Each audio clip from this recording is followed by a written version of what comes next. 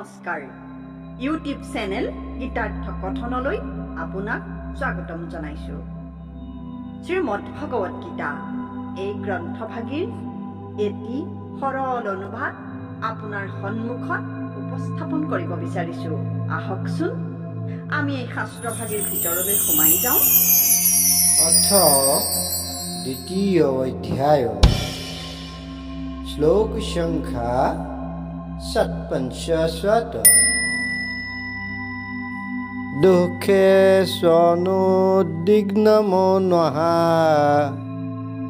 সুখেষু বিগতস্পৃহঃ বিতরাগ ভয় ক্রোধ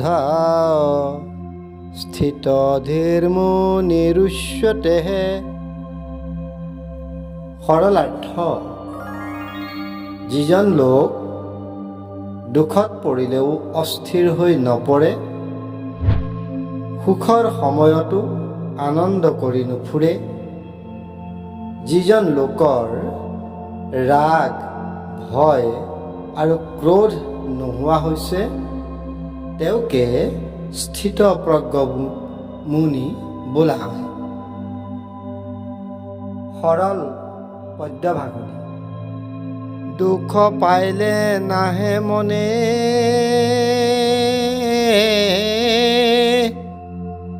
কিছু উদ্বিগ্নতা ভাব,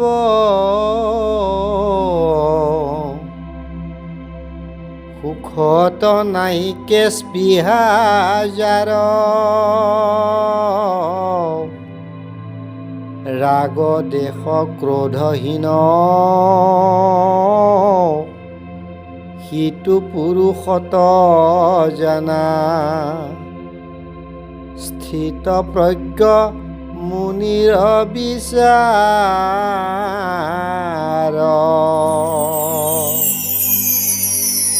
এই শ্লোকভাগৰ ব্যৱহাৰিক তাৎপৰ্য। পাতাচোৰাৰ কাহিনী। আহকচোন আমি এটা দুখৰ কাহিনী শুনি লওঁ। মন্ত্ৰীৰ জীয়ৰী পাতাচোৰা, কিন্তু প্ৰেমে একো বিচাৰ নকৰে। ঘৰৰে চাকৰ এজনৰ প্ৰেমত পৰি তাই পলাই গৈ এখন হাবিত থাকিবলৈ ল'লে। প্ৰথম সন্তানটো জন্মৰ সময়ত তেওঁ ঘৰলৈ আহিব বিচাৰিছিল যদিও গিৰিয়েকে আহিবলৈ নিদিলে, আৰু দ্বিতীয় সন্তান প্ৰসৱৰ সময়ত তাই গিৰিয়েকৰ বাধা নামানি অকলে হাবিৰ মাজে মাজে আহিবলৈ ধৰিলে। উপায়বিহীন হৈ গিৰিয়েকো পাছে পাছে আহিল। বাটতে প্ৰচণ্ড ধুমুহা বৰষুণ আহিল। আশ্ৰয় বিচাৰি ফুৰোতেই গিৰিয়েকক সাপে খুটিলে।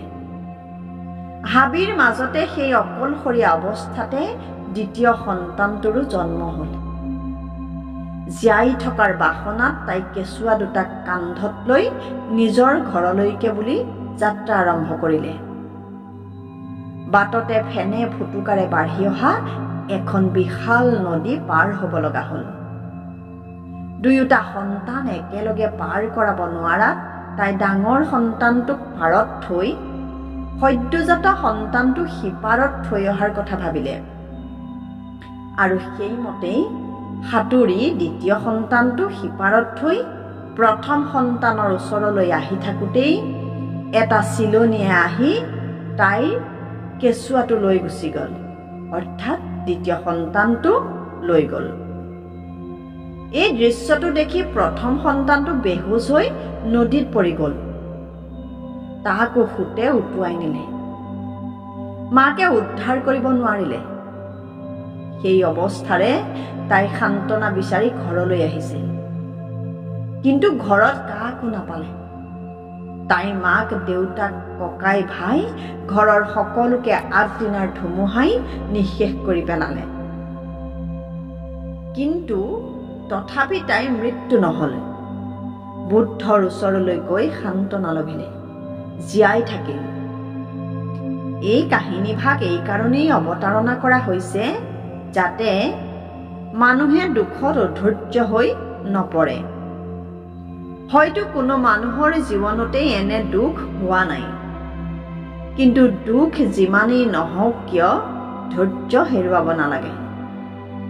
ভাবিব নালাগে যে মোতকৈ দুখী আৰু কোনো নাই।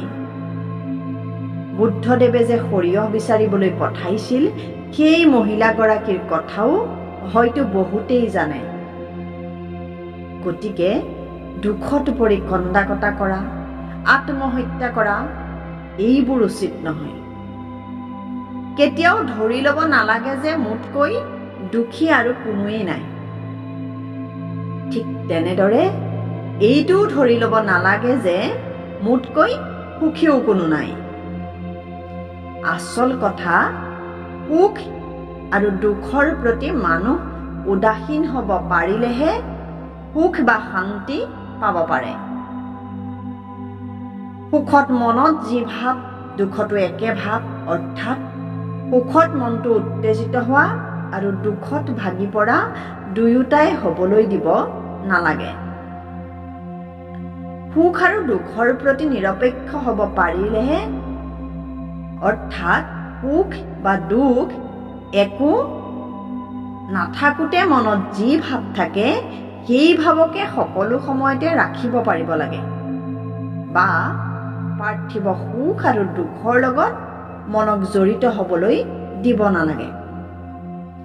এইজনকেই গীতাই স্থিতপ্ৰজ্ঞ মুনি বুলিছে। আচলতে সুখ আৰু দুখ দুয়োটাই আপেক্ষিক ধাৰণাহে। কথাটো বুজিবলৈ আপোনাক এটা পৰীক্ষাৰ কথা ক'ব খুজিছোঁ। আপুনি 3টা বাতিত এটা সহ্য কৰিব পৰাকৈ গৰম পানী, এটাত সাধাৰণ উষ্ণতাৰ পানী আৰু আনটোত বৰফ চেঁচা পানী লওক। এতিয়া এটা হাত গৰম পানীত আৰু আনটা হাত ঠাণ্ডা পানীত আধা মিনিটমান সময় ডুবাই ৰাখি দুয়োটা হাত একেলগে সাধাৰণ উষ্ণতাৰ পানীত ডুবাই দিয়ক। আপোনাক গৰম পানীত ৰখা হাতটোৱে পানীখিনি ঠাণ্ডা আৰু ঠাণ্ডা পানীত ৰখা হাতটোৱে পানীখিনি গৰম বুলি ক'ব। সুখ আৰু দুখৰ কথাও তেনেকুৱাই। দুখ নাথাকিলে সুখক উপলব্ধি কৰিব নোৱাৰি, আৰু সুখ নাথাকিলেও দুখৰ উপলব্ধি নহয়। আৰু এজন মানুহে যিটো অৱস্থাক অতি দুখ বুলি ক'ব, আন এজনে তাকে আকৌ পৰম সুখ বুলিবও পাৰে। ঠিক তেনেদৰে এজনৰ বাবে যিটো অতি সুখৰ অৱস্থা, আন এজনৰ বাবে সি অসহ্যকৰ দুখৰ কথাও হ'ব পাৰে। কিন্তু সুখী হ'বলৈ হ'লে আমি দুখৰ সময়ছোৱাত অতি ধৈৰ্য ধৰি ইয়াতকৈ অধিক দুখ আহিলেও সহ্য কৰিব পাৰিম বুলি মন বান্ধিব লাগে। তেনেকৈ সুখতো বাউল হ'ব নালাগে। স্থিতপ্ৰজ্ঞ হ'বলৈ আমাক আৰু এটা যোগ্যতা লাগিব।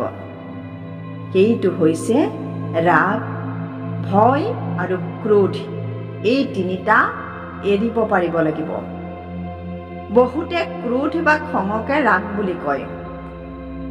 ৰাগ মানে পাৰ্থিৱ সম্পদৰ প্ৰতি মনত যি মোৰ ভাৱ আহি থাকে তাকেই গীতাত ৰাগ বোলা হৈছে। ক্ৰোধ মানে খং। গীতাৰ 23 নং অধ্যায়ত মানুহৰ মনৰ এনেধৰণৰ বিভিন্ন অনুভূতিবোৰৰ বিস্তাৰিত বিৱৰণ দিয়া আছে। সুখ আৰু দুখো তেনেধৰণৰ অনুভূতি, অৰ্থাৎ মনৰ অৱস্থাহে। কিন্তু সুখী হোৱাৰ আচল মন্ত্ৰ পাৰ্থিৱ সম্পদ থকা বা নথকাৰ প্ৰতি উদাসীন হৈ চলাটোহে। গতিকে পিছৰ ভিডিঅ'সমূহ পাই থাকিবলৈ আমাৰ চেনেলটো ছাবস্ক্ৰাইব কৰি বেল বুটামটো টিপি থ'ব আৰু লাইক, কমেণ্ট, শ্বেয়াৰ কৰিবলৈ নাপাহৰিব। ধন্যবাদ।